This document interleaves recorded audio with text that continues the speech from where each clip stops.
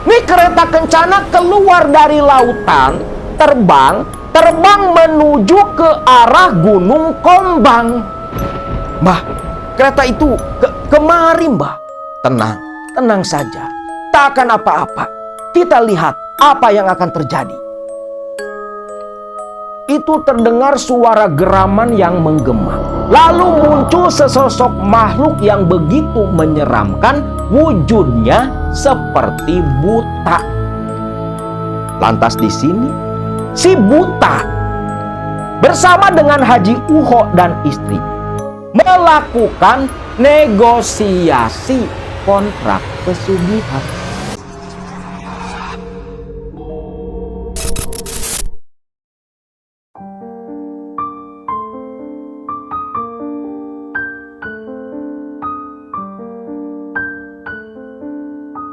Assalamualaikum warahmatullahi wabarakatuh. Salam sejahtera buat semua Baraya KMS dimanapun kalian berada. Kisah kali ini masih seputar dunia pesugihan. Dan memang sepertinya channel kita ini malah mengarah dan membahas di seputar dunia seperti itu. Mungkin karena terpancing beberapa video yang memang terus-menerus merupakan kisah-kisah nyata tentang pesugihan, hingga beberapa narasumber yang membagikan kisah mereka, baik pengalamannya atau pengalaman orang lain, itu semua berkaitan dengan dunia pemujaan. Dan di sini pun entah kenapa di akhir zaman seperti ini, tempat-tempat pesugihan seolah menjadi destinasi utama bagi mereka yang mencari jalan lain untuk menyelesaikan masalah urusan duniawi. Pada cerita malam ini, semua berawal dari video kisah pesugihan yang sempat Akang bagikan beberapa waktu yang lalu tentang pesugihan di Gunung Kombang, daerah Malang Selatan, Pantai Ngleyep.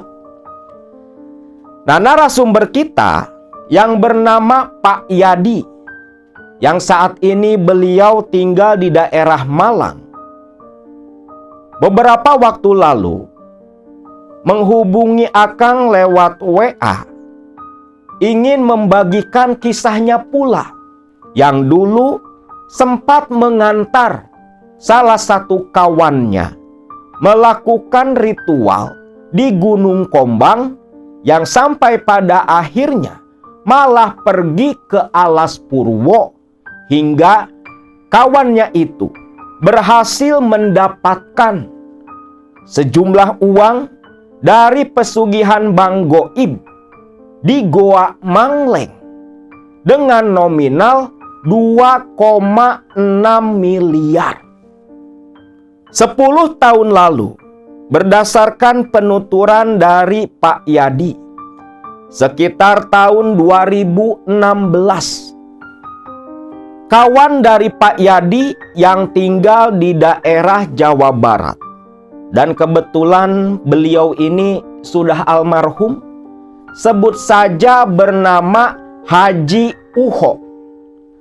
Haji Uho dan istrinya yang bernama Haji Ecin tinggal di sebuah kota kecil di daerah Jawa Barat. Di kota itu, mereka berdua, di lingkungan tempat mereka tinggal, cukup begitu dihormati oleh masyarakat di sekitar sana. Haji Uho dan istrinya mengelola beberapa usaha, dari mulai toko material yang cukup besar, serta usaha-usaha lain yang itu semua merupakan warisan dari orang tua Ibu Haji Ecin. Haji Uho orang biasa. Dulunya dia ini adalah karyawan kepercayaan almarhum mertuanya. Sampai akhirnya Haji Uho yang memang terkenal begitu ulet, rajin, orangnya pun baik, dinikahkan dengan Hajah Ecin yang menjadi istrinya, anak dari majikannya dulu. Kehidupan mereka begitu bahagia. Lawang usaha tinggal ngelola, penghasilan bukan sedikit. Omset bulanannya bisa tembus ratusan juta dari beberapa lini usaha yang mereka punya. Bahkan toko material mereka itu sering menangani proyek-proyek besar, baik dari pihak swasta ataupun dari pemerintah. Namun yang namanya kehidupan tentunya kan selalu berputar seperti roda. Di usia yang memang sudah terbilang masuk usia senja, sekitar usia 48 tahun, ujian datang menerpa kehidupan mereka. Di mana pada waktu itu Haji Uho di tahun 2015 dia tergoda oleh seorang janda yang bernama Teh Yani, yang merupakan salah satu pelayan toko di toko material. Yani ini baru 2 bulan berstatus seorang janda selepas menceraikan suaminya yang selingkuh.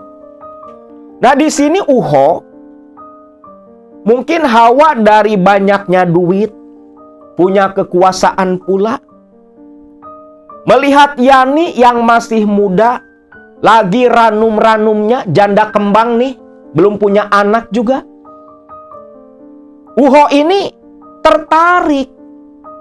Setiap kali melihat Yani, ada getaran nafsu yang bangkit di tubuh senjanya. Sampai akhirnya Uho dan Yani ini menjalani hubungan. Sampai-sampai Yani dinikah siri sama Haji Uho. Saking cintanya nih sama si Yani, si janda kembang ini, Haji Uho tak segan mengeluarkan uang yang begitu besar, membelikan Yani rumah, bahkan memberikan Yani motor baru pula, yang pada waktu itu sampai mendirikan toko kelontongan untuk usahanya Yani. Ya maklumlah, bertahun-tahun menikah dengan Hajah Ecin yang biasa-biasa saja, dapat barang baru daun muda. Perhatian Uho tentunya semua terfokus ke Yani. Pada waktu itu, tanpa Haji Uho sadari, Yani istri sirinya, si janda itu, ketika Uho melakukan hubungan badan, diam-diam Yani merekam aksi mereka, entah untuk apa. Itu semua tanpa Uho sadari. Tak terasa 8 bulan berjalan hubungan mereka berdua ini. Sampai akhirnya menginjak awal tahun 2016, perselingkuhan Haji Uho terbongkar. Berawal dari Ibu Haji Ecin yang turun langsung mengaudit keuangan usaha mereka. Haji Ecin datang ke toko material, mengecek laporan keuangan tahunan. Dan di sini Hajah Ecin yang memang seorang sarjana ekonomi, seorang akuntan, dia menemukan kejanggalan dalam laporan keuangan. Terlebih omset pada saat itu terbilang menurun cukup banyak. Nah, di sini Hajah Ecin pun menemukan uang hilang dalam laporan sejumlah 900 juta. Ampe syok Hajah Ecin mendapat kejanggalan seperti itu. Semua karyawan Hajah Ecin kumpulkan. Yang waktu itu si Haji Uho katanya lagi nemui relasi bisnisnya dan udah 2 hari gak pulang ke rumah. Semua karyawan dipanggil, dikumpulkan oleh Hajah Ecin. Semua ditanyai satu persatu. Namun semua bungkam. Hajah Ecin tahu ini ada yang disembunyikan oleh semua karyawannya itu. Sampai Haji Ecin, dia mengancam, kalau semua di antara kalian tak ada yang mau bicara, saya tak segan pecat kalian semua. Kalian kan tahu, usaha ini warisan orang tuaku. Kalian semua anak buah almarhum bapakku. Suamiku hanya ngikut saja. Jawab jujur, kemana uang sebesar ini? Nah tentunya yang dipercaya pegang keuangan di toko material takut juga dong kalau sampai dipecat. Terlebih udah bertahun-tahun kerja di sana. Nah dia pun akhirnya berkata jujur. Kalau uang-uang itu memang dipinta langsung oleh Haji Uho. Didukung oleh karyawan lain pula nih. Yang tadinya mereka pro ke Haji Uho. Dan baru ngeh kalau usaha itu milik istri Haji Uho. Barulah mereka tersadar dan gak mau dipecat begitu saja. Mereka semua jujur lapor ke Bu Haji Ecin. Tentunya mengetahui kalau uang 900 juta yang memang diambil secara bertahap oleh sang suami membuat Hajah Ecin begitu murka. Lalu esok harinya, di hari ketiga kepergiannya si Haji Uho, Haji Uho ditelepon berkali-kali oleh Hajah Ecin. Namun tak diangkat sama sekali. Dan sore harinya Haji Uho pulang, langsung diberondong berbagai pertanyaan berkaitan dengan uang yang hilang. Haji Uho ketika pulang waktu itu pun, dia datang ke rumah dengan wajah yang kusut. Seperti baru tertimpa masalah. Begitu tiba di rumah ditanyai, diinterogasi oleh sang istri. Sampai diancam mau dibuang, diceraikan. Dan pasti jadi jatuh miskin karena semua harta itu milik sang istri. Uho pun pasrah lantas berkata jujur kepada istrinya. Dan yang lebih parahnya lagi menurut pengakuan Haji Uho, Yani menggunakan rekaman video hubungan mereka untuk memeras meminta uang ke Haji Uho dengan ancaman akan disebar dan diberikan kepada istri pertamanya. Dan Haji Uho mengaku uang yang 300 juta yang terakhir kali dia ambil itu diperas oleh si Yani. Di sini Hajah Ecin murka semurka-murkanya. Uho pun disuruh menceraikan si Yani. Bahkan Hajah Ecin sampai membawa beberapa orang datang melabrak Yani untuk menjauhi sang suami. Dan menyita rekaman video yang dulu digunakan untuk memeras Haji Uho. Singkatnya masalah dengan Yani beres nih. Walaupun hilang duit sampai 900 juta. Masalah belum selesai. Beres dengan Yani, masalah dengan istri. Uho tak dipercaya lagi pegang uang. Tak dipercaya lagi mengelola toko, mengelola usaha. Rekening semua diblokir. ATM disita. Haji Uho hanya bisa pasrah karena dia tak mungkin kalau harus dicerai oleh sang istri. Mau jadi apa dia? Jadi gelandangan. Namun semenjak kejadian itu, Hajah Ecin yang betul-betul benci kepada sang suami, walau masih tinggal satu atap, tapi tak pernah lagi tidur satu kamar. Ceritanya pisah ranjang nih mereka berdua. Nah, dampak dari perselingkuhan yang dilakukan Haji Uho itu betul-betul berpengaruh ke usaha milik Hajah Ecin yang awalnya dikelola Uho. Ini memang suatu fakta dan suatu siklus yang pasti bakal terjadi ketika kita nih punya usaha, lagi maju, lagi jalan, selingkuh. Baik laki ataupun perempuannya nih, selingkuh, apalagi sampai melakukan perzinahan, walau nantinya nikah siri, lu jangan kira bakal ada dampak ke usaha yang kita punya. Itu fakta. Tapi kan dinikah, Kang. Ya nikahnya kan lu berdasarkan nafsu. Jangan samain sama Kanjeng Nabi. Nggak ada yang bisa seadil Nabi Muhammad. Nggak ada yang bisa seadil Rasulullah. Kata siapa? Kata Imam Syafi'i. Poligami boleh dicontohkan oleh Rasulullah, tapi tak ada satupun yang bisa seadil Rasulullah Shallallahu Alaihi Wasallam. Maka lebih baik cukup satu. Imam Syafi'i yang bilang. Nah, usaha mulai mengalami penurunan. Masalah datang bertubi-tubi. Beberapa kontraktor yang biasa ngambil barang dari toko material Haji Uho mulai berpaling ke toko lain. Sampai usaha itu di tahun 2016 hampir mengalami kebangkrutan.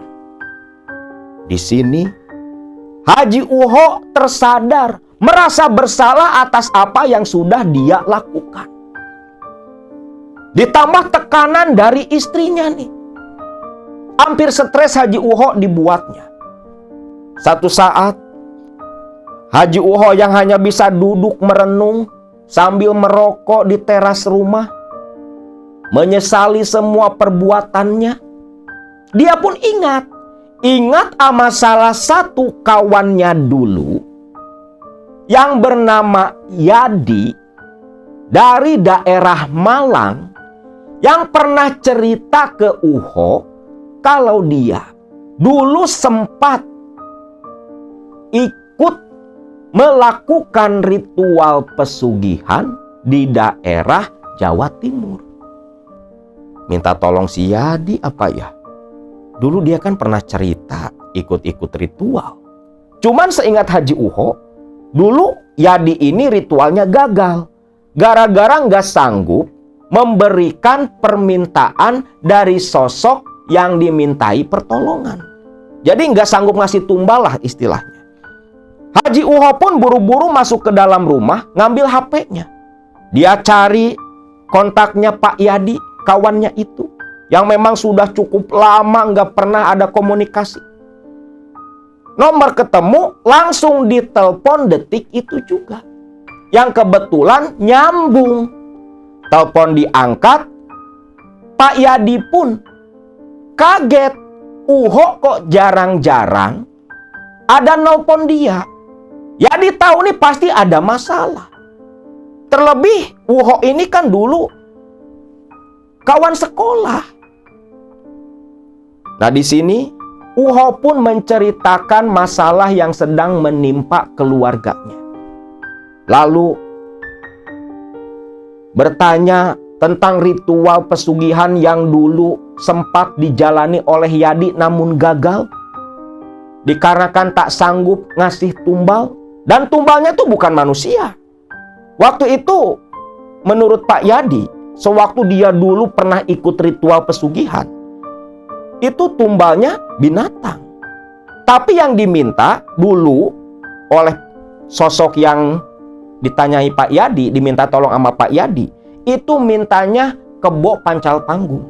Jadi kebo pancal panggung ini kebo hitam, tapi kaki dari lutut ke bawah putih. Kayak di cerita pewayangan. Ya jarang dong, kecuali kalau di chat gitu kan. Nah, Uho menyatakan keinginannya untuk menjalani ritual serupa. Yakin kamu, Ho? mau jalani ritual itu? Yakin, Di, yakin. Masalahnya, usahaku udah betul-betul bangkrut. Aset hanya tinggal tempat saja. Material pun jalan seadanya. Karyawan sebagian udah dirumahkan. Tolonglah, Yad. Tolong bantu. Baik, Kang. Nanti tak coba tanyain ke Mbah Darto, dukun yang dulu bantu saya, ucap Pak Yadi. Telepon pun ditutup. Nah, selang 2 hari, Pak Yadi yang memang selepas mendatangi Mbah Darto yang dulu membantu dia, menanyakan Uho bisa dan tidaknya melakukan ritual pesugihan.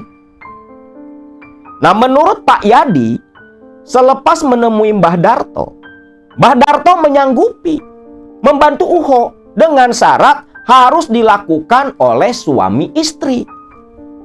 Jadi Hajah Ecin mesti ikut ritual nih, gak bisa sendirian. Hal itu pun disampaikan oleh Pak Yadi. Gimana Kang Haji? Kira-kira istrimu mau nggak kalau ikut ritual? Bisa lah, bisa. Biar nanti aku yang urus. Aku ngomong langsung sama istriku. Ya sudah, kalau misalnya si istrimu mau, langsung saja atur waktu berangkat kemari. Alamat nanti tak Sherlock lah, ucap si Pak Yadi. Nah, singkatnya, beberapa hari kemudian nih mungkin lagi negosiasi nih, merayu-rayu sang istri agar mau ikut ritual demi memulihkan kembali usaha mereka. Akhirnya Hajah Ecin pun setuju. Lalu Haji Uho kembali menghubungi Pak Yadi dan sudah siap untuk melakukan ritual. Mereka berdua pun disupiri oleh Mang Dasep, salah satu karyawannya, berangkat ke Jawa Timur, tepatnya ke Kota Malang, tempat tinggal si Pak Yadi. Singkat cerita, perjalanan mereka bertiga tempuh begitu jauh. Saat itu memakan waktu 2 hari 1 malam. Barulah mereka memasuki area Kota Malang. Setibanya di Kota Malang, Dasep disuruh mampir ke sebuah restoran. Mereka makan dan istirahat sekejap, lantas melanjutkan perjalanan ke rumah Pak Yadi. Waktu itu tiba di rumah Pak Yadi hari Rabu sekitar jam 10 pagi. Setibanya di rumah Pak Yadi, Uho dan Pak Yadi berpelukan karena memang sudah bertahun-tahun tak bertemu. Hajah Ecin bersalaman dan capaka cipiki sama istri Pak Yadi. Mang Dasep selaku supir hanya diam di mobil untuk beristirahat. Kedua majikan si Mang Dasep ini langsung masuk ke dalam rumah. Akhirnya Uho dan istrinya memilih beristirahat di rumah Yadi karena barulah nanti malam mereka bertiga mau datang ke rumah Mbah Darto. Singkat cerita, selepas maghrib, Pak Yadi pun mengajak Uho dan Hajah Ecin langsung menuju ke rumahnya Mbah Darto. Tiba di rumah Mbah Darto, Yadi pun memperkenalkan Haji Uho. Nah, Mbah, ini loh kawan saya dari Jawa Barat. Dia yang mau ikut pesugihan itu, Mbah. Kira-kira si Mbah bisa bantu? Iya, Mbah. Tolong saya, Mbah. Usaha saya dan istri saya sudah mau bangkrut, Mbah. Bantu kami, Mbah. Di sini, Mbah Darto pun mengangguk dan tersenyum. Lantas, dia menjelaskan tentang ritual yang akan mereka jalani. Begini, ritual pesugihan seperti yang dulu dijalani oleh Yadi, itu pinjam uang dari Bang Goib. Lokasinya masih di daerah Malang, tempatnya di Pantai Ngliyep, di Gunung Kombang, tempat bekas pertapaannya Ratu Pantai Selatan sebelum menjadi ratu para lelembut. Syarat-syaratnya nggak terlalu aneh-aneh. Kalau syarat-syarat untuk ritual semua sudah ada, kita bisa langsung memulai ritualnya, ucap Mbah Darto. Nah, di sini tentunya mereka pun kan menanyakan syarat apa saja yang mesti dipenuhi. Mbah Darto mulai menyebutkan satu persatu keperluan sarana dan prasarana untuk ritual. Dari mulai umbo rampe, dupa, segala macam, sampai ayam hitam. Sama persis seperti yang dulu dilakukan oleh Kang Ujang Koswara loh, yang dicerita pesugihan Gunung Kombang. Sama persis, karena kata Pak Yadi, syarat-syarat seperti itu ya umum di dunia pesugihan. Nah, selepas semua syarat-syarat diucapkan, Haji Uho minta tahu beres saja. Waktu itu, Haji Uho pun menyerahkan uang sekitar 10 juta kepada Mbah Darto. Selepas menyerahkan uang, Mbah Darto mengatakan besok, Kamis malam Jumat, mereka bakal langsung ke Pantai Ngleyep untuk melakukan ritual pesugihan. Lalu Uho beserta istrinya balik kembali ke rumah Pak Yadi untuk menginap selama melakukan ritual di Malang, Jawa Timur. Jadi selama ritual pesugihan ini, Haji Uho dan istrinya itu tinggal di rumah Pak Yadi. Dan Pak Yadilah yang ikut menemani sepanjang ritual sampai pasangan suami istri ini berhasil.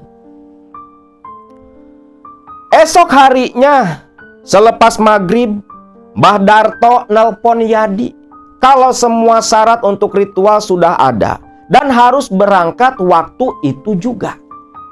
Tentunya rombongan pun langsung menuju ke rumah dari Mbah Darto. Yang setibanya di rumah Mbah Darto sudah siap dengan supirnya. Jadi masing-masing pada bawa mobil nih.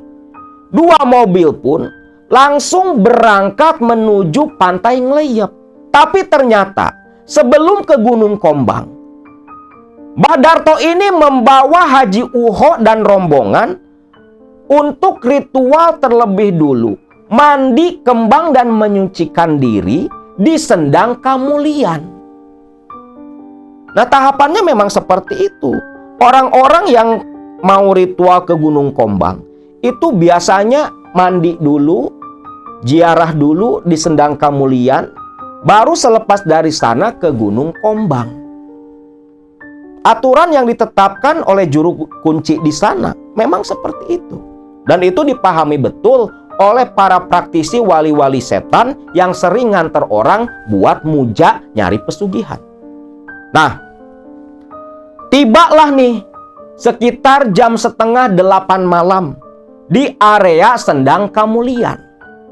Ritualnya sudah tak perlu Akang jelaskan karena begitu mirip dengan apa yang dilakukan oleh Ujang Koswara.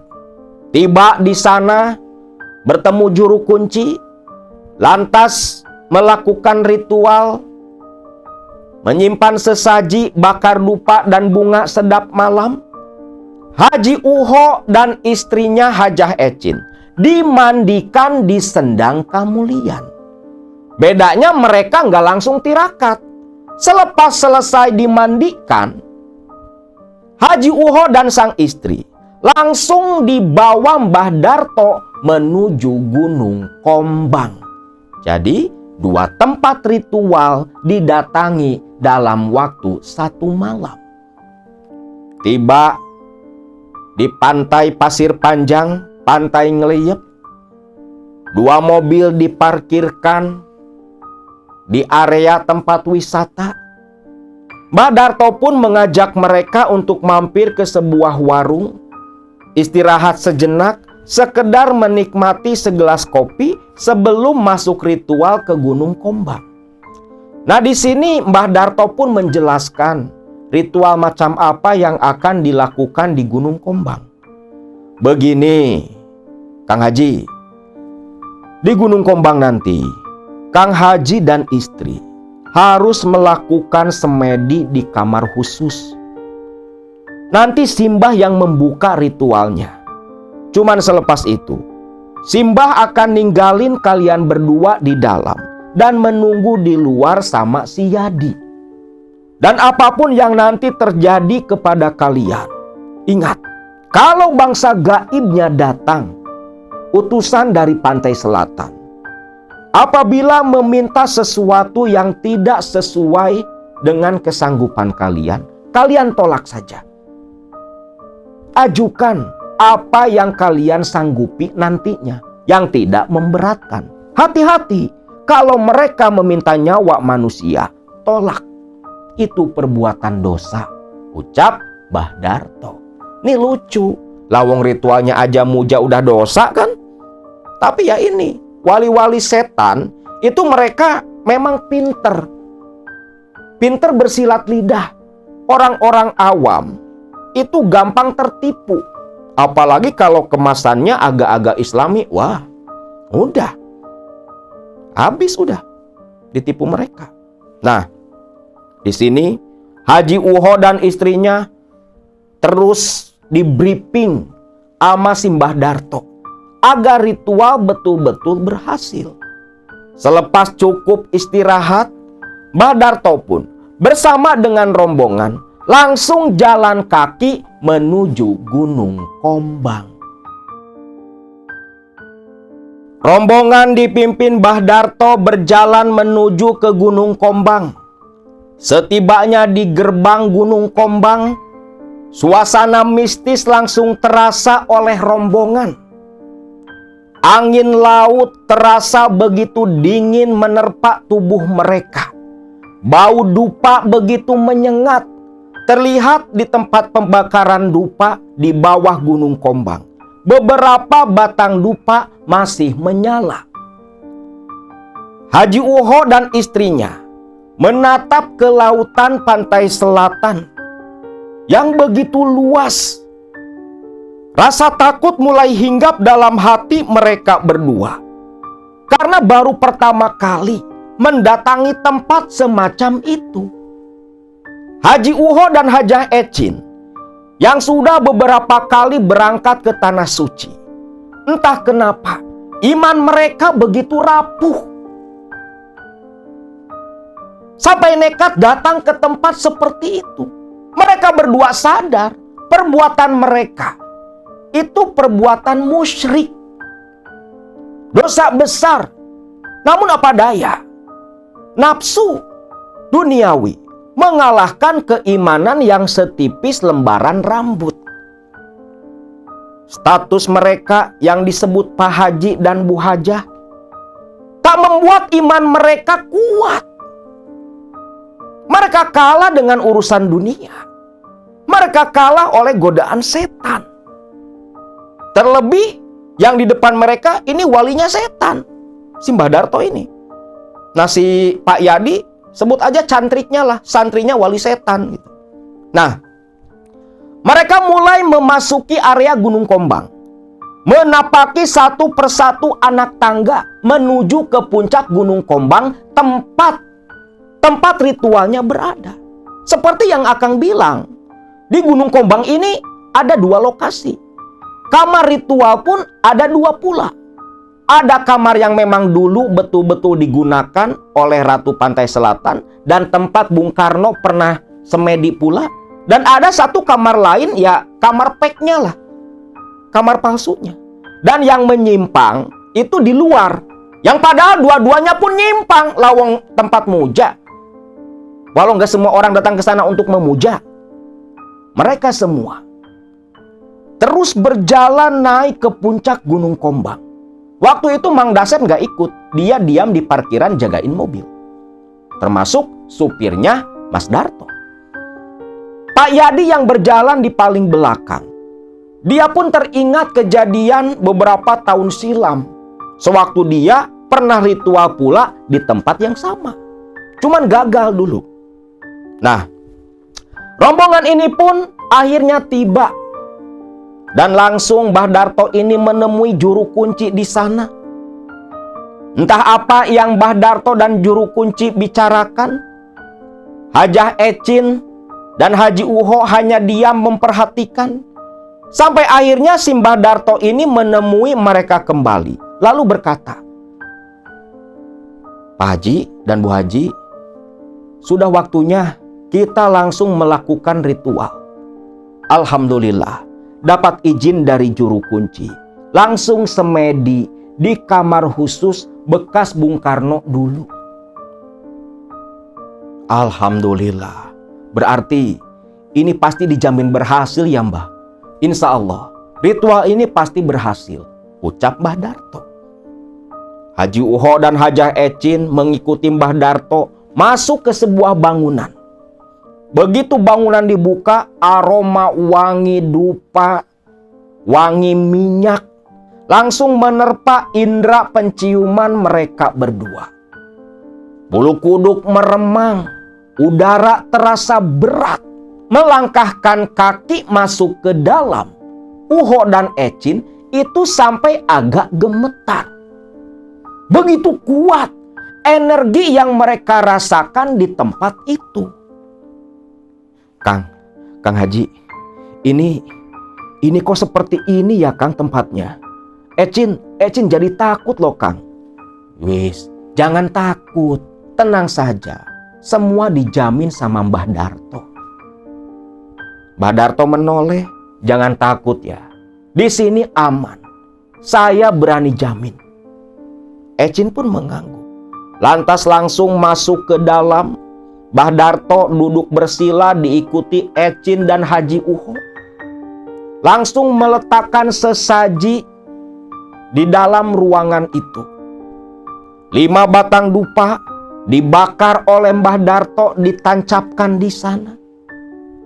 Lantas Mbah Darto menyuruh Ecin dan Haji Uho untuk memejamkan mata bermunajat, meminta kepada Ratu Pantai Selatan untuk mengabulkan hajat mereka berdua.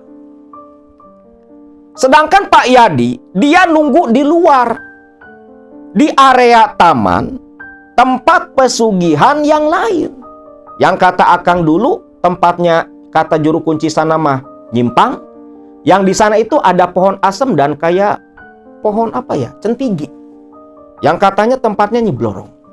Selepas Mbah Darto selesai membuka ritual, istilahnya membuka tabir goib untuk melakukan interaksi antara Haji Uho si calon pemuja dengan sosok penguasa Pantai Selatan, yang memang lokasi itu adalah salah satu gerbang keraton Pantai Selatan.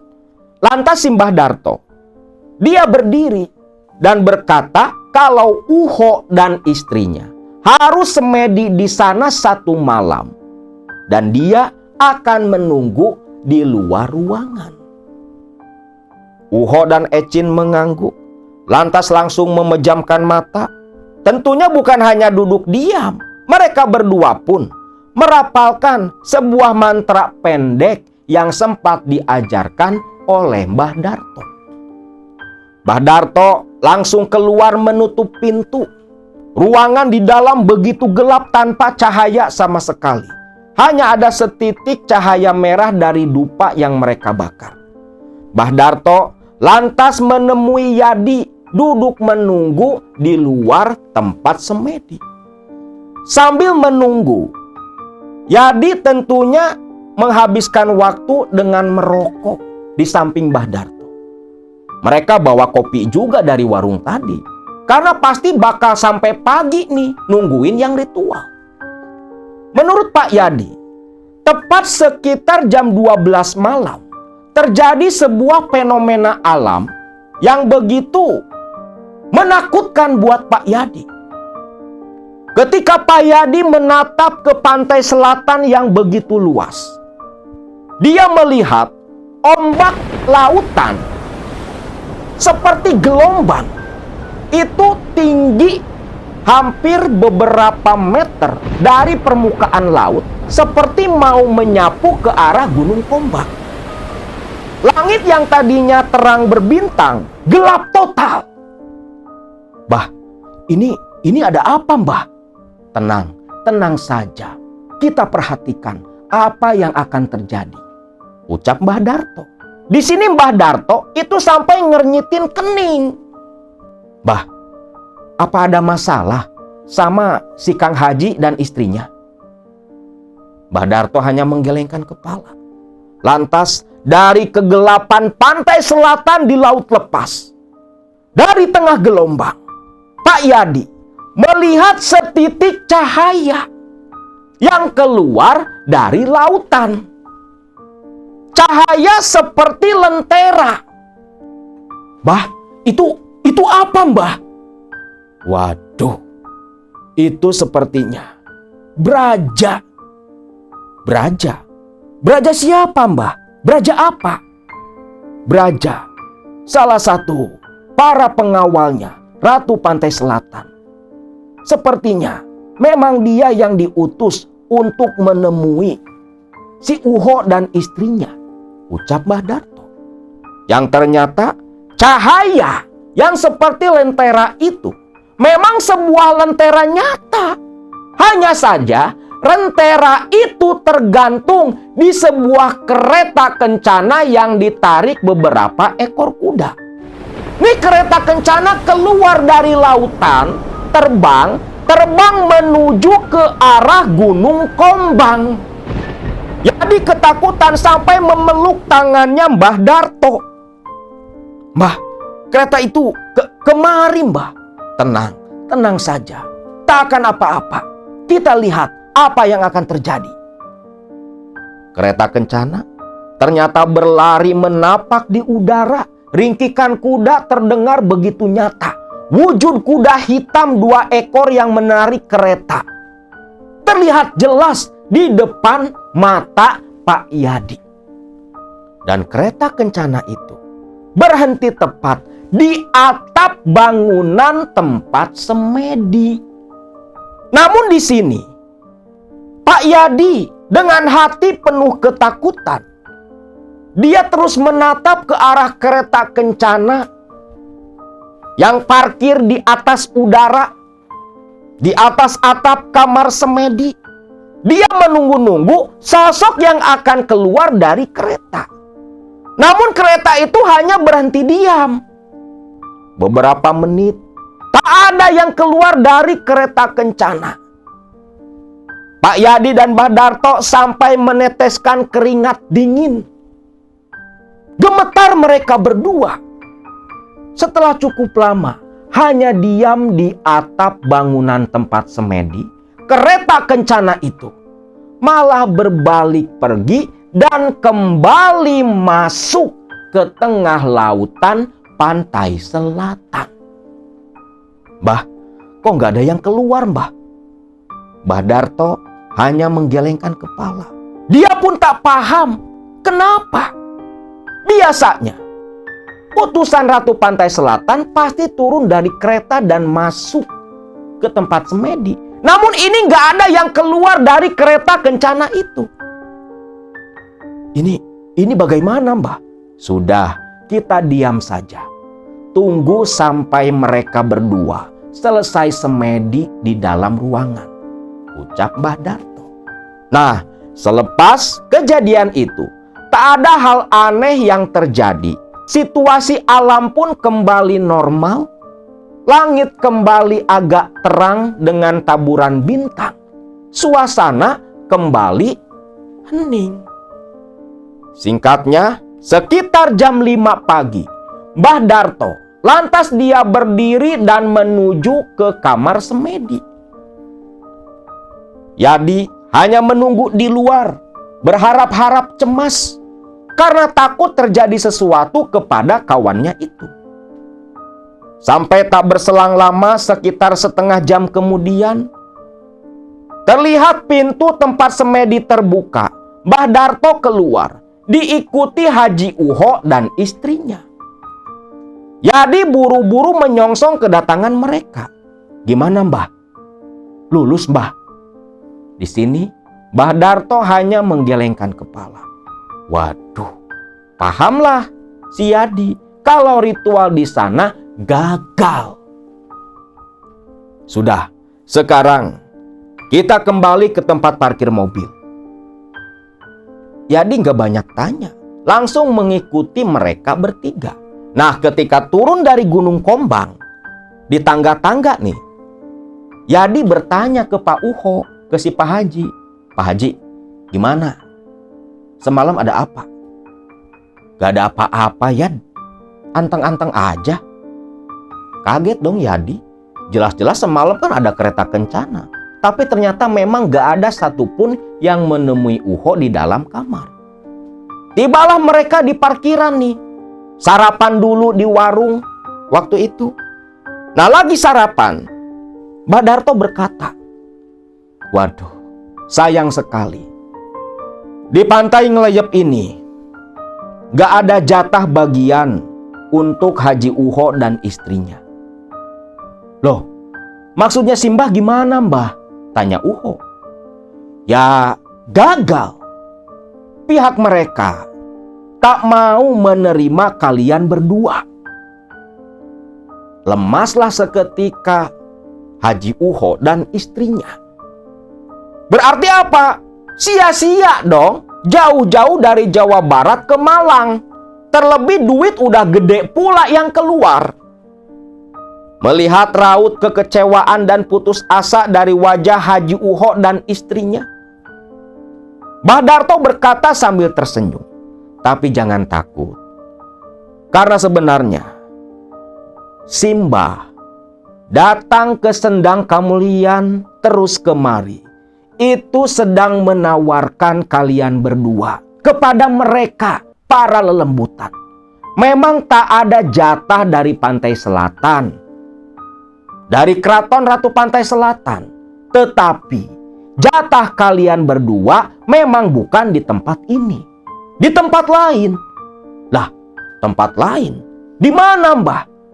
Alas Purwo, ucap Mbah Darto. Yang ternyata Uho dan istrinya diterima pengajuan ritual pesugihan Bang Goib itu malah di Alas Purwo, bukan di Gunung Kombang. Maka berarti mereka harus melanjutkan ritual ke Alas Purwo, tepatnya ke sebuah goa yang disebut Goa Mangleng. Selepas menjelaskan itu semua, Mbah Darto pun mengajak mereka pulang ke rumahnya. Dan di rumah kediaman Mbah Darto pun menjelaskan secara singkat tempat apa yang harus mereka datangi selanjutnya.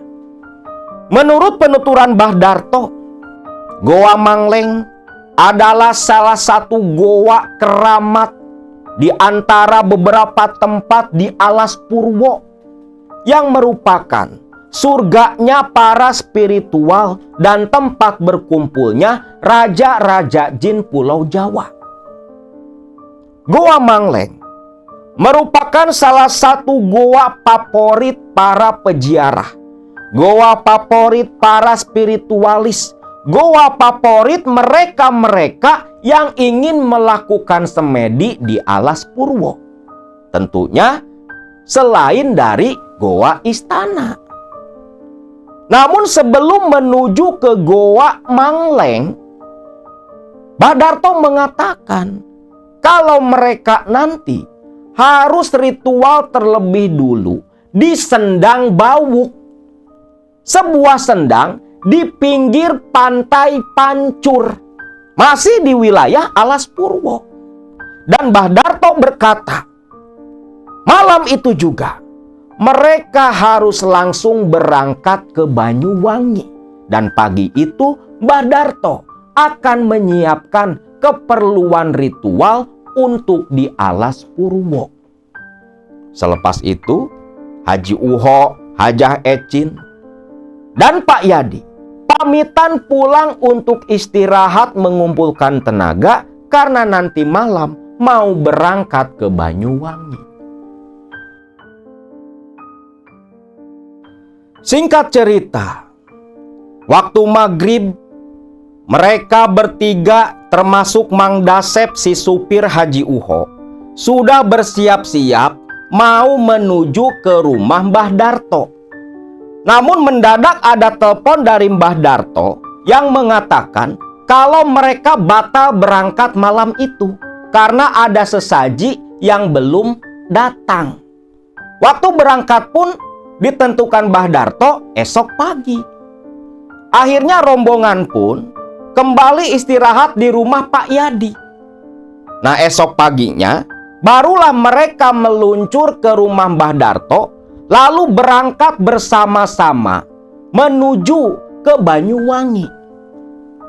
Perjalanan begitu santai mereka lakukan karena ritual akan dilakukan malam hari.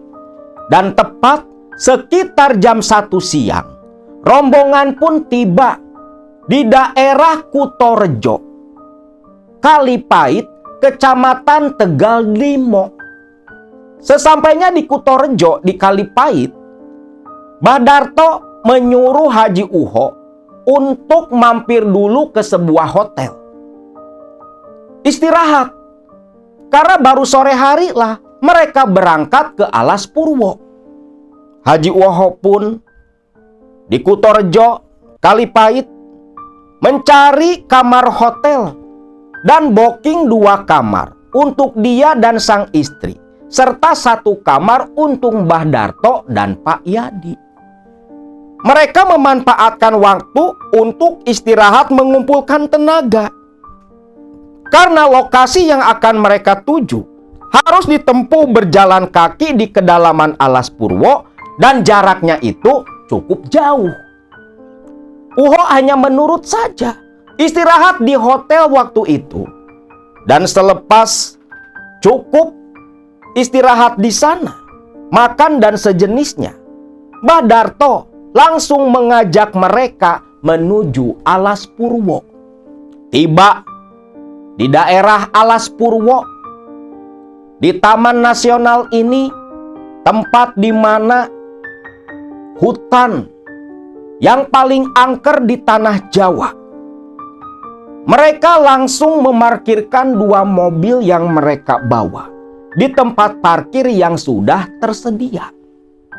Tanpa guide, tanpa penunjuk arah, karena memang Mbah Darto sudah sering datang ke sana, langsung menyuruh Yadi dan sopirnya menata kembali sesaji, takut ada yang tak terbawa. Lalu mulailah mereka pun berangkat jalan kaki masuk ke dalam Alas Purwo. Yang dituju tentunya adalah tempat ritual pertama Sendang Bawuk di pinggir pantai Pancur. Perjalanan yang mereka tempuh berempat. 2 sopir semua tinggal di parkiran, tak ikut masuk ke dalam. Jalanan yang mereka tempuh cukup begitu jauh, membuat Haji Uho dan Hajah Ecin begitu kelelahan, begitu kepayahan, sampai beberapa kali harus istirahat di tengah perjalanan. Sampai akhirnya waktu maghrib, dikala umat muslim sedang melakukan sholat, mereka berempat malah mendatangi tempat keramat. Di jalanan setapak, suara demburan ombak sudah terdengar. Uho bertanya, "Mbah, ini masih jauh, Mbah?" "Sudah dekat.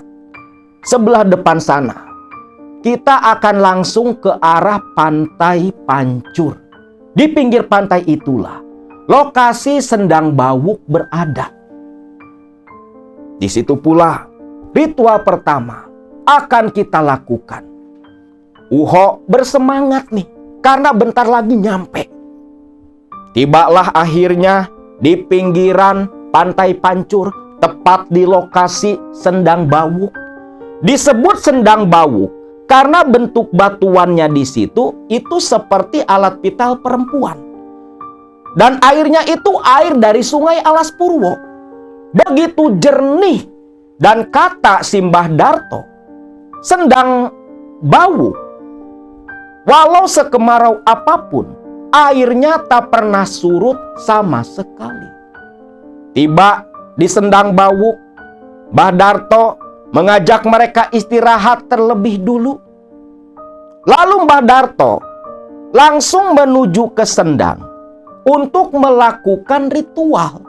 Mbah Darto meletakkan berbagai sesaji seperti kembang 7 rupa dan sejenisnya, lalu membakar dupa. Hanya ditonton oleh Uho, Yadi, dan Ecin. Mereka bertiga hanya menonton aksi dari Mbah Darto. Bukan hanya membakar dupa, tapi di sini Mbah Darto seperti yang melantunkan mantra seolah memanggil lelembutan di sana. Cukup lama Mbah Darto ritual sendiri di pinggiran Sendang Bawuk. Sampai akhirnya dia pun memanggil Hajah Ecin dan Haji Uho untuk dimandikan dengan air sendang itu. Haji Uho dan Hajah Ecin mandi dengan mengenakan pakaian yang mereka gunakan. Tak bertelanjang sama sekali, tetap berpakaian lengkap. Langsung dimandikan. Yang sebelum itu, si Mbah Darto menaburkan kembang ke permukaan air sendang. Lalu satu persatu Haji Uho dan Hajah Ecin dimandikan bergiliran. Tubuh mereka pun basah kuyup. Hawa terasa dingin menggigil. Tubuh yang basah diterpa angin dari laut Pantai Pancur. Selepas selesai mandi, mereka berdua dibawa ke pinggiran Pantai Pancur untuk melakukan larung sesaji. Jadi, sesajinya bawa kemari. Iya Mbah. Yadi lantas menyiapkan sesaji untuk larungan. Dia serahkan kepada Mbah Darto. Yang waktu itu Mbah Darto langsung duduk di atas pasir pantai. Diikuti pula oleh mereka bertiga. Bakar dupa, kembali melantunkan mantra. Lalu, nampan yang berisi sesaji disuruh dipegang dari ujung ke ujung oleh Hajah Ecin dan Haji Uho. Jadi si nampan ini kayak digotong. Di kiri Haji Uho, di kanan Hajah Ecin. Mbah Darto berjalan ke lautan sampai kakinya terendam sebatas lutut. Dengan isyarat tangan menyuruh Uho dan Ecin mendekat. Letakkan sesaji itu. Iya Mbah. Sesaji lantas diletakkan di atas permukaan air laut. Yang waktu itu Ecin dan Uho sampai terbelalak karena nampan yang berisi sesaji seperti ditarik sesuatu. Berjalan layaknya perahu mengambang, ditarik oleh energi tak kasat mata menuju ke tengah lautan Pantai Pancur. Uho dan Ecin hanya bisa menganga menyaksikan itu semua. Mbah Darto tersenyum lantas berkata, "Alhamdulillah, niatan kalian sudah direstui oleh mereka. Sekarang kita langsung menuju ke Goa Mangleng." Rombongan pun kembali berjalan menuju ke Goa Mangleng, menembus kembali lebatnya hutan Alas Purwo. Tentunya sepanjang perjalanan mereka merasakan nuansa yang begitu berbeda. Waktu pertama masuk Alas Purwo biasa-biasa saja. Tapi selepas ritual di Sendang Bawuk di Pantai Pancur, Uho dan Ecin yang masih mengenakan pakaian yang basah kuyup merasakan hal lain sepanjang perjalanan menuju ke Goa Mangleng yang cukup jauh dari Sendang Bawuk. Mereka seperti diikuti oleh makhluk-makhluk tak kasat mata. Ecin yang ketakutan sepanjang jalan hanya memeluk tangan kanan suaminya. Yadi yang tak ikut melakukan ritual, dia pun sama takutnya karena sepanjang berjalan di belakang Haji Uho, Yadi melihat kelebatan bayangan di antara pepohonan di Alas Purwo. yang memang mengikuti perjalanan mereka. Sampai bergidik ngeri Pak Yadi pada waktu itu. Singkat cerita, selepas melewati jalan yang begitu jauh, jalan setapak, yang cukup terjal pula, akhirnya mereka pun tiba di Goa Mangleng.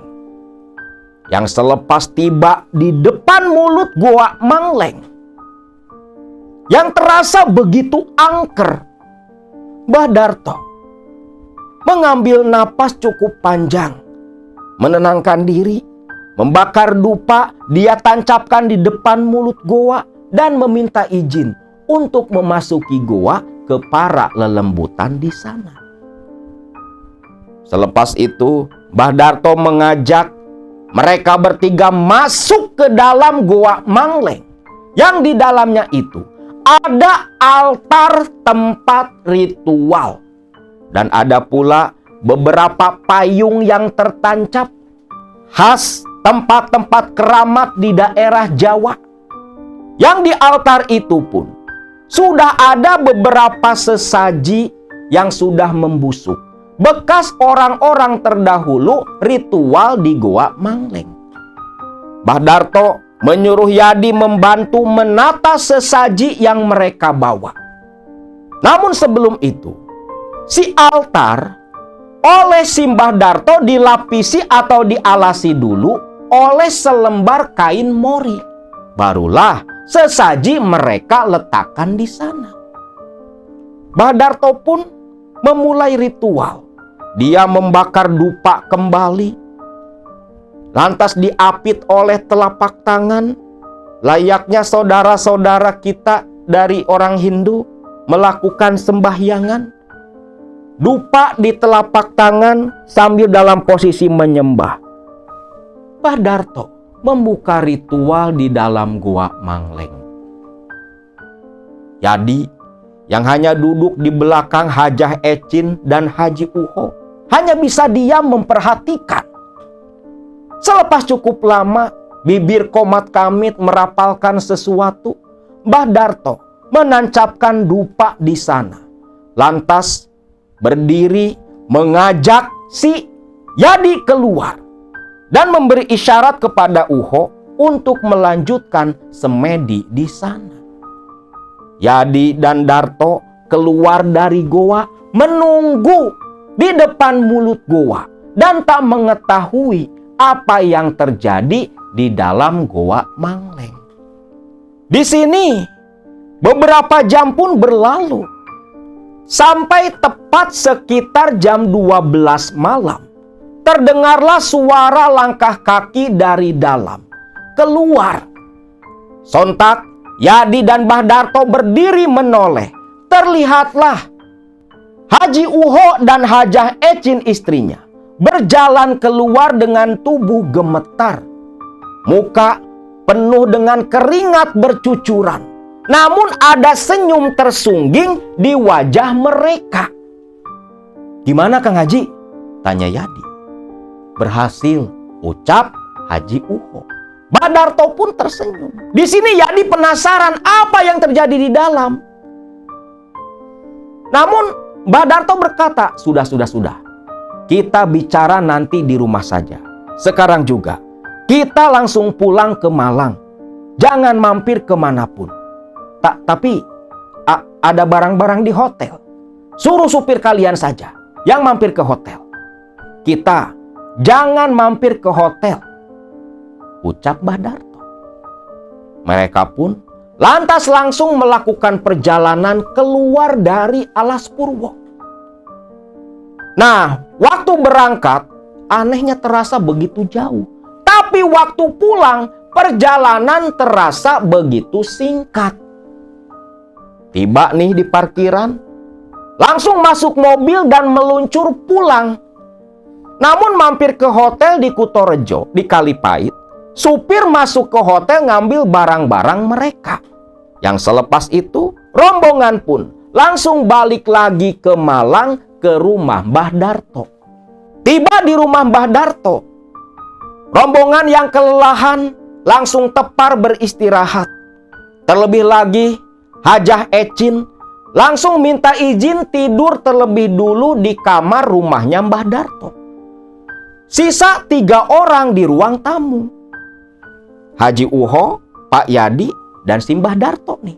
Di sini Yadi yang penasaran pun bertanya, apa yang terjadi ketika semedi di dalam goa? Lalu di sini Haji Uho pun menceritakan, awalnya memang tak terjadi apa-apa selepas si Mbah Darto ini keluar. Namun tak berselang lama, Haji Uho dan istrinya mencium bau yang begitu anyir, seperti bau darah kering, bercampur bau aroma laut, bau garam, dan bau seperti ikan asin yang dijemur. Yang tak lama, itu muncul angin yang menderu begitu kencang berputar di dalam goa. Ini memang aneh kan? Wong waktu di luar Pak Yadi ini nggak ngalamin apapun. Lantas angin dari mana dong? Tiba-tiba menderu begitu kencang di dalam goa. Yang ketika deru angin berputar di depan mereka di altar pemujaan, itu terdengar suara geraman yang menggema. Lalu muncul sesosok makhluk yang begitu menyeramkan, wujudnya seperti buta. Lantas di sini, si buta bersama dengan Haji Uho dan istrinya melakukan negosiasi kontrak pesugihan. Itu loh Mbah, sesuai dengan apa yang Mbah Darto pernah sampaikan. Awalnya memang Mbah, si sosok makhluk gaib ini, dia meminta salah satu anggota keluarga kami Mbah. Awalnya dia minta orang tua saya ataupun istri. Saya tolak Mbah. Lantas dia minta si Randy anak saya Mbah. Ya jelas saya tolak. Sampai dia pun minta kebo pancal panggung. Nah di sini Mbah, hampir saya setujui.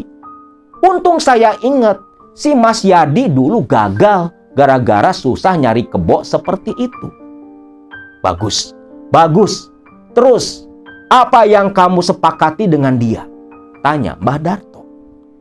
Ya akhirnya Mbah, makhluk itu minta 2 ekor kambing kendit. Saya sanggupi Mbah. Bagus. Kalau kambing kendit itu tidak terlalu susah untuk dicari. Gampang. Nanti Simbah yang akan carikan. Kamu tinggal siapkan saja uang untuk membeli kambing kendit itu. Lantas Mbah, selanjutnya apa yang harus saya dan istri lakukan? Begini, sekarang besok kalian langsung pulang ke Jawa Barat. Nanti Simbah dan si Yadi nyusul kamu ke sana.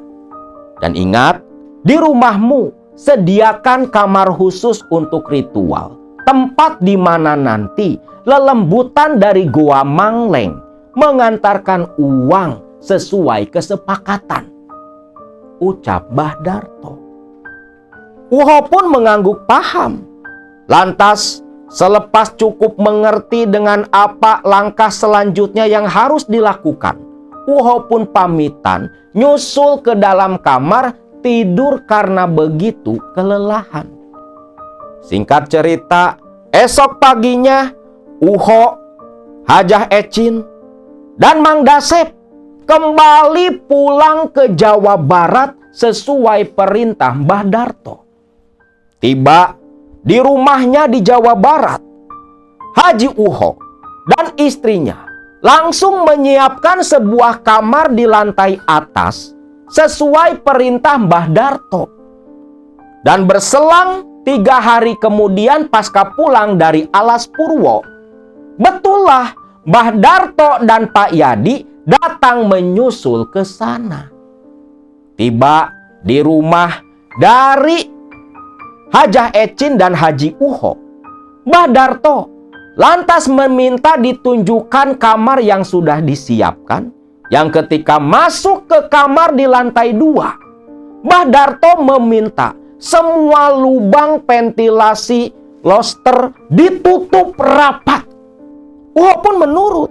Dibantu Yadi, lubang ventilasi dan loster ditutup oleh kain hitam sampai ruangan itu betul-betul gelap dan tak boleh dinyalakan sama sekali. Ingat, kamar ini jangan pernah sekalipun kalian buka, kalian masuki. Jadi, ambil semua perlengkapan di dalam mobil. Iya Mbah, Yadi pun keluar, ngambil barang-barang di dalam mobilnya Mbah Darto. Barang-barang dibawa dibantu oleh Uho yang ternyata berupa sesaji dan sejenisnya. Di dalam kamar khusus itu pun Mbah Darto membuat altar pemujaan dadakan. Sesaji digelar sedemikian rupa, umbo rampe, jajanan pasar, buah-buahan, telur ayam yang sudah direbus dan yang mentah, kopi manis, kopi pahit, teh manis, teh hitam, segala macam. Sesaji begitu komplit. Yang selepas itu, beberapa dupa pun dibakar oleh Mbah Darto. Lalu, dia menggelar tikar dari anyaman daun pandan yang langsung dilapisi oleh 2 lembar kain mori. Sedangkan Haji Uho dan Pak Yadi itu hanya menyaksikan ritual yang sedang dilakukan oleh Mbah Darto dari pintu. Selepas selesai, Mbah Darto keluar dan meminta pintu kamar itu dikunci. Lalu mereka pun berkumpul kembali di ruang tamu. Ketika kumpul di ruang tamu, Haji Uho bertanya, "Mbah, ini selanjutnya apa, Mbah?" "Selanjutnya, kamu harus ikut lagi ke Alas Purwo. Kambing kendit sudah ada, tinggal dibayar saja." "Berapa, Mbah?" "Untuk 2 ekor kambing kendit, semuanya harganya 12 juta. Jadi 15 juta saja untuk ganti bensin mobil Simbah." "Baik, Mbah." "Mah, ambilin uang dalam lemari," ucap Haji Uho. Ecin pun langsung ke kamar, membawa uang 15 juta yang langsung diserahkan kepada Mbah Darto. "Nah, sekarang Simbah mau balik lagi ke Malang. Besok kamu nyusul ke rumahnya Simbah." "Baik, Mbah," ucap Haji Uho. Darto, Yadi, dan supirnya berangkat lagi ke Malang. Esoknya, Haji Uho dan Hajah Ecin menyusul pula menuju ke Malang ke tempat tinggalnya Mbah Darto. Singkatnya nih, tibalah nih rombongannya si Haji Uho di rumah Mbah Darto. Waktu itu, jam 2 siang, 2 ekor kambing kendit langsung disembelih di belakang rumah Mbah Darto. 2 kepala kambing kendit lantas dibungkus dengan kain mori. Sedangkan daging kambing kenditnya dimasak. Ada yang dijadiin sate, ada yang dijadiin rendang. Pokoknya dimasak dengan berbagai macam jenis makanan. Nah, selepas selesai masak, 2 kambing kendit itu harus dimakan oleh Haji Uho dan istrinya sekenyang-kenyangnya sampai tak bisa masuk lagi makanan ke tubuh mereka. Ini suami istri yang usianya udah masuk usia senja, disuruh makan domba sekenyang-kenyangnya. Lu bayangin kolesterol naik tuh. Tapi demi ritual, mereka lakukan. Sampai Haji Uho dan Hajah Ecin mau muntah saking banyaknya daging domba yang masuk ke perut mereka. Selepas kekenyangan sampai tepar, barulah orang lain diperbolehkan makan masakan daging domba itu, daging kambing itu. Tentunya di sini Pak Yadi ikut makan, Mang Dasep ikut makan. Supir Mbah Darto pun ikut makan pula. Selepas selesai, istirahat dulu dong. Wong mereka ini sampai kembung perutnya kekenyangan. Barulah malamnya mereka langsung berangkat ke Alas Purwo. Cuman di sini, ketika tiba di Alas Purwo, Pak Yadi tak diperbolehkan ikut menuju ke Goa Mangleng. Pak Yadi hanya ikut menunggu di tempat parkir, ngumpul sama Mang Dasep dan supirnya Mbah Darto. Jadi Pak Yadi nggak tahu ritual apa yang dilakukan di Gua Mangleng malam itu. Yang jelas, Haji Uho dan Hajah Ecin masing-masing menenteng kepala kambing dalam bungkusan kain mori. Ya sepertinya dua kepala kambing itu sebagai bentuk persembahan kepada sosok buta yang waktu dulu mendatangi mereka. Dikira bakal lama oleh si Pak Yadi. Tapi ternyata 4 jam kemudian mereka bertiga sudah kembali datang ke parkiran. Selepas istirahat sejenak, Mbah Darto pun mengajak mereka untuk langsung kembali ke Jawa Barat ke rumahnya Haji Uho. Karena konon katanya uang akan langsung diantarkan ke rumah mereka. Semangat dong nih rombongan. 2 mobil bersama-sama meluncur ke Jawa Barat dari Banyuwangi. Ampe nggak istirahat di jalan nih, cuman berhenti sekejap ngisi bensin. Saking semangatnya pengen cepet sampai di rumah. Tibalah nih di rumahnya Haji Uho. Haji Uho udah gak sabar sampai lari terburu-buru naik ke lantai 2. Uho, jangan kau buka. Harus Simbah yang buka. Oh, mesti Mbah Darto? Ya iya, nanti kalau sudah Simbah rapali dulu, Simbah jampi-jampi dulu, baru boleh kalian ikut masuk, ucap Mbah Darto. Nah di sini Pak Yadi, Hajah Ecin, Haji Uho, dan Mbah Darto semua berdiri diam menghadap ke pintu kamar khusus yang tertutup. Mbah Darto membuka pintu walau di dalam gelap, tapi kain mori yang menjadi alas tikar daun pandan terlihat kan dari luar. Dalam hati, loh, mana duitnya? Kok belum ada? Pikir si Pak Yadi. Namun pintu langsung ditutup kembali oleh Mbah Darto. Mbah Darto masuk ke dalam sendiri. Cukup lama Mbah Darto di dalam, hanya tercium dari luar aroma dupa yang dibakar.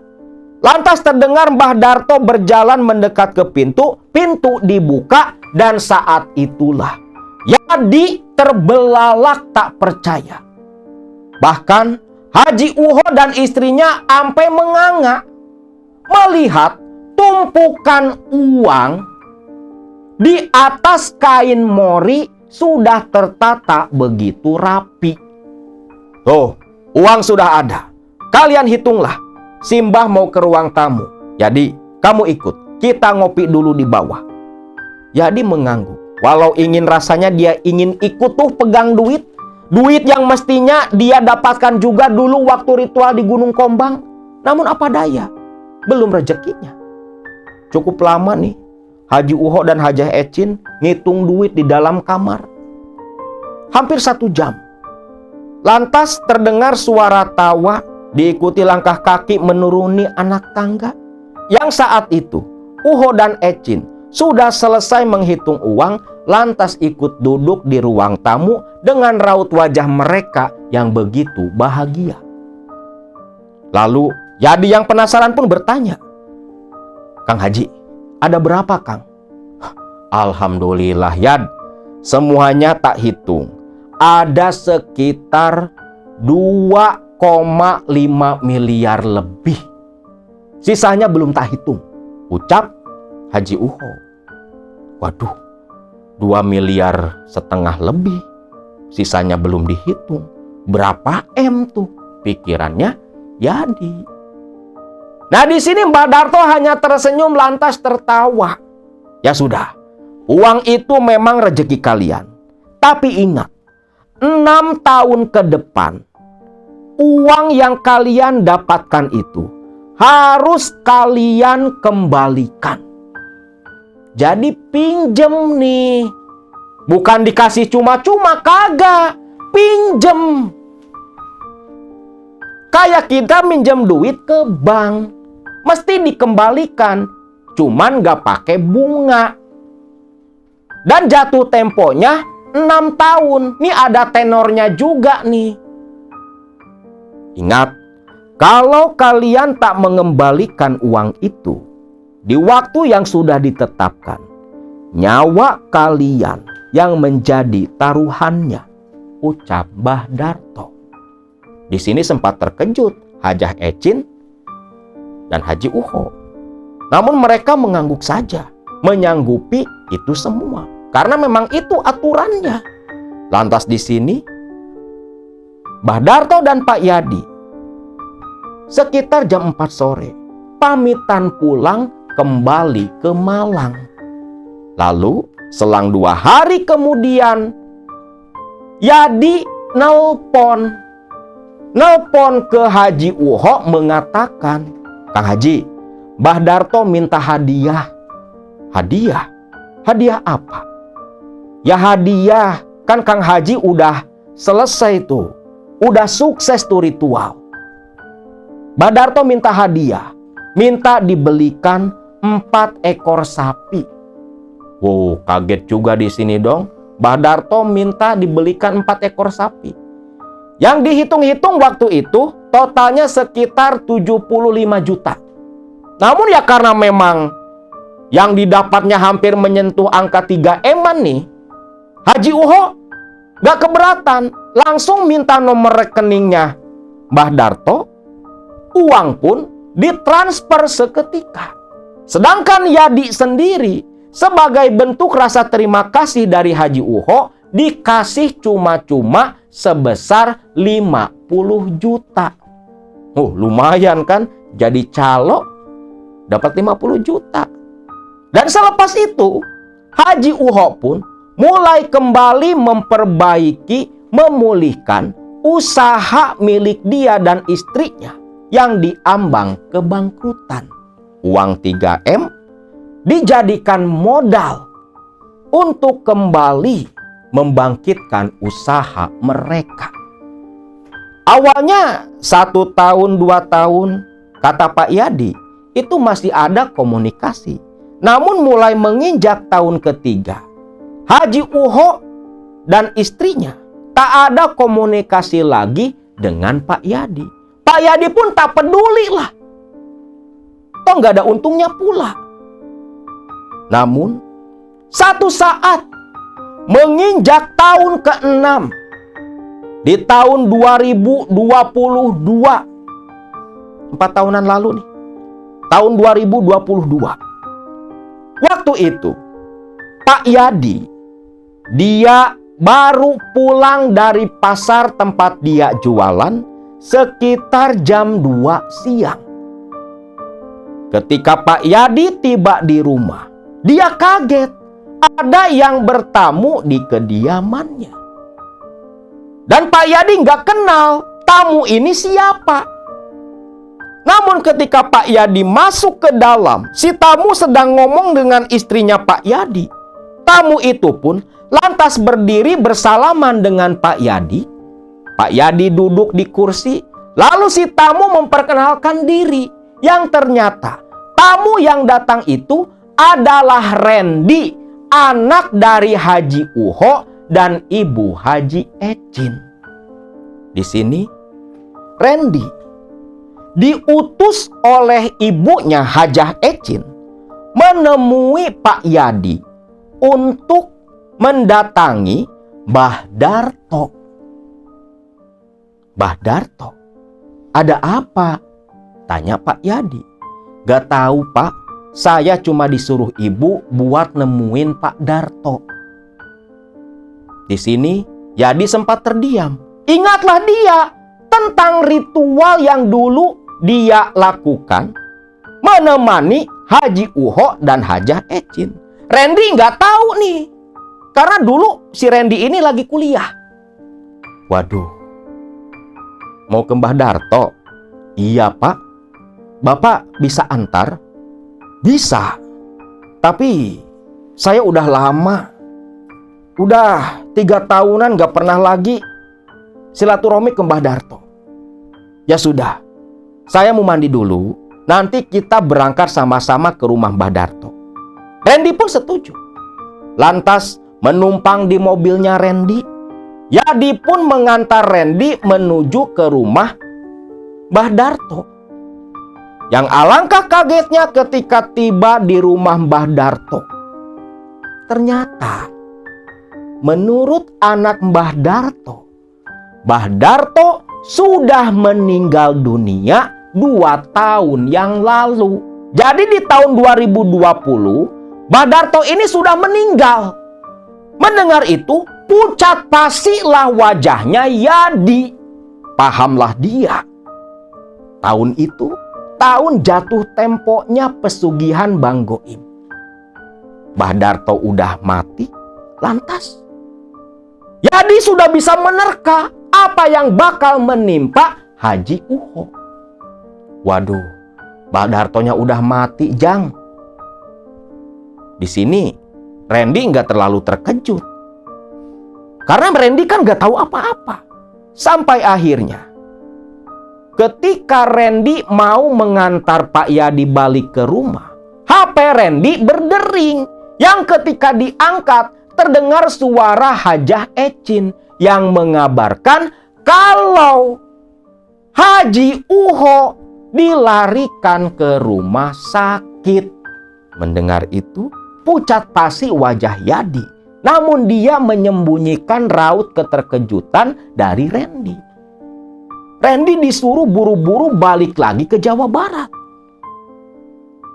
Ren, sudah. Bapak turunin saja di sini. Kamu langsung pulang ke Jawa Barat. Kasihan bapakmu. Tapi Pak, nggak apa-apa. Nggak apa-apa. Kamu berangkat saja pulang. Nanti kalau ada apa-apa, langsung kabari Bapak. Masukin nomor Bapak. Ucap Yadi. Karena Yadi ini memang udah lama ganti nomor kan. Nah lalu Randy pun balik. Selang 5 hari kemudian, ada telepon dari Randy yang mengabarkan kalau Haji Uho mati muntah. Selepas pulang dari rumah sakit, muntah darah, mati meregang nyawa di atas pembaringan di dalam kamarnya. Sadarlah Pak Yadi, kalau ternyata Haji Uho dijemput nyawanya oleh buta dari Gua Mangleng Alas Purwo karena Haji Uho tak sempat mengembalikan uang pesugihan Bang Goib yang dulu dia dapatkan. Nah, itulah kisah tentang pelaku pesugihan Bang Goib di Alas Purwo yang akhirnya mati mengenaskan. Gara-gara Mbah Darto si dukun yang dulu mengantar mereka sudah meninggal dunia. Tapi sebenarnya harus kalian ketahui, itu semua memang sudah ada dalam skenario bangsa jin. Karena yang namanya bangsa jin tak akan pernah mau melepaskan para pelaku pesugihan yang membuat perjanjian dengan mereka. Nyawa para pelaku, walau tak ada tumbal dalam perjanjian, si pelaku sendirilah yang dijadikan tumbal di akhir masa kontrak yang mereka lakukan.